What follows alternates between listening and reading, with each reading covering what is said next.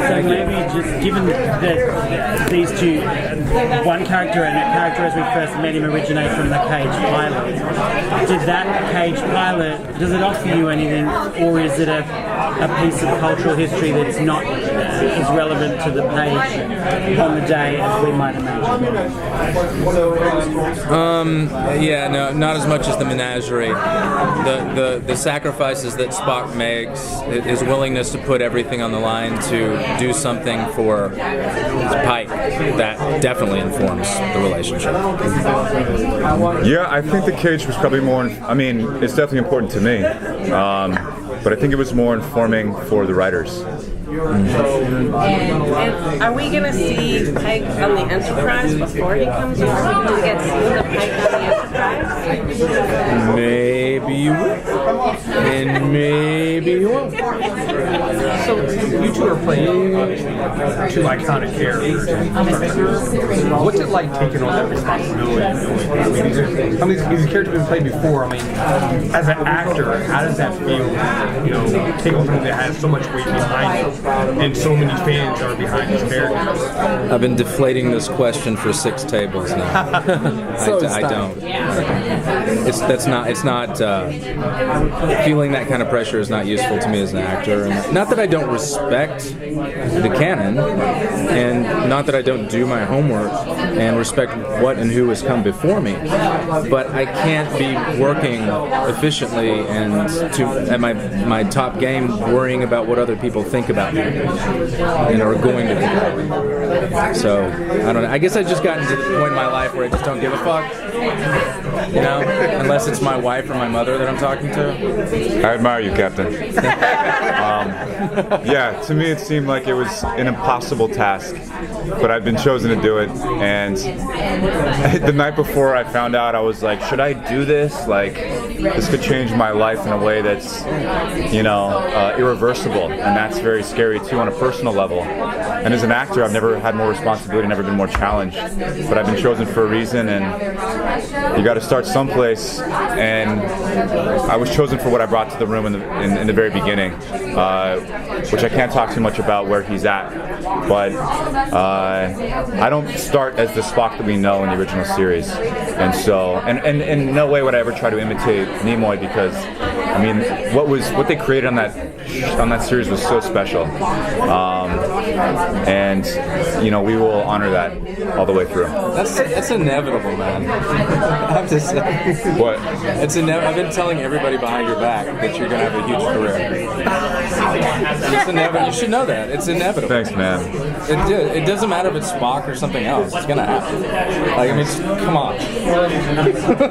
Look at this. That means a lot. Thank you. And he's got the talent to back it up. Can you talk about the conversation you had with the Nimoy family, with his family? Oh, yeah. And in your case, was there any conversation with Jeffrey Hunter's family? And you go first. Okay. What was in those conversations? Oh man, so I grew up in LA, and the Nimoys did as well, Adam and Julie. And I'd wanted to speak with them, and CBS set up a meeting between us at this place called the Sportsman's Lodge, which is in Studio City. And I went to Harvard Westlake, which is up the street, and we had like our football banquets at the Sportsman's Lodge. So it was just very nostalgic and surreal, because I had just found out that I'd gotten the role, and here I was driving over the 405 like, I'm gonna go meet with the Nimoys.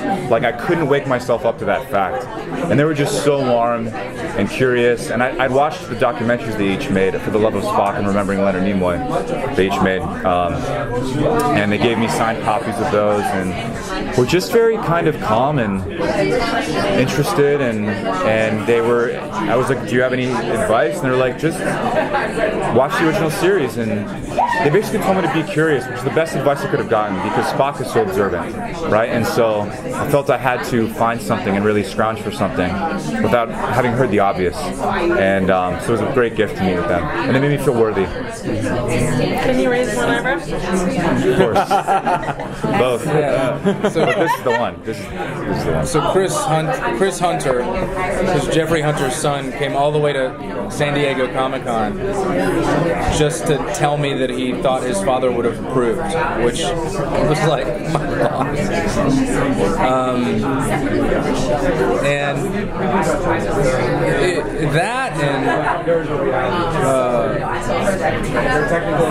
the fact that when I first joined Star Trek, everybody kept saying, "Well, welcome to the family, welcome to the family, welcome to the family." I was like, "Oh, that's a mantra that's caught on." And then I went to the Star Trek convention in Vegas, and all the fans were saying that, and I was like, "Oh,"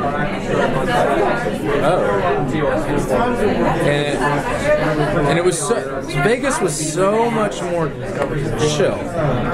I mean, the convention was so much more chill than anything I could have imagined. That it really is a kind of extended family, that I really love about.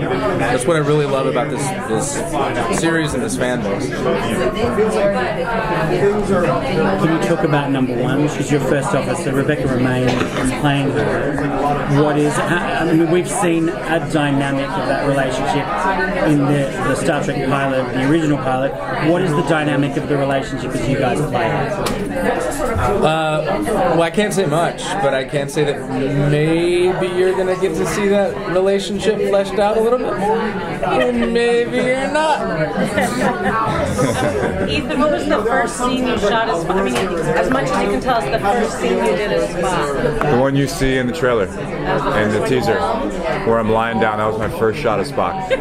They really eased me into it. Unconscious Spock, you can handle that. Yeah. So, and Anson, so I noticed. Mine was like a 3-page speech.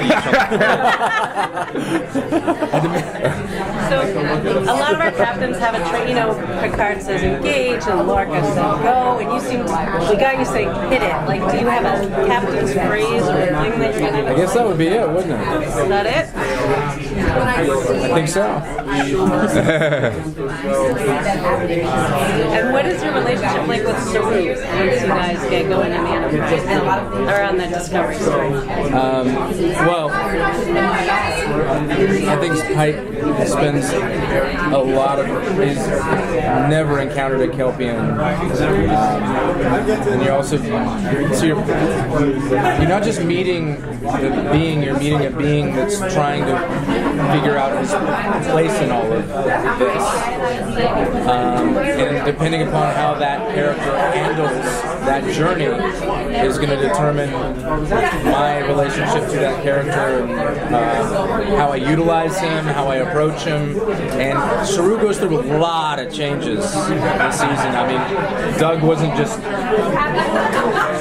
plain lip service. He goes through some very profound changes this season. And so the relationship and my way of encountering him sort of has to fluctuate with him.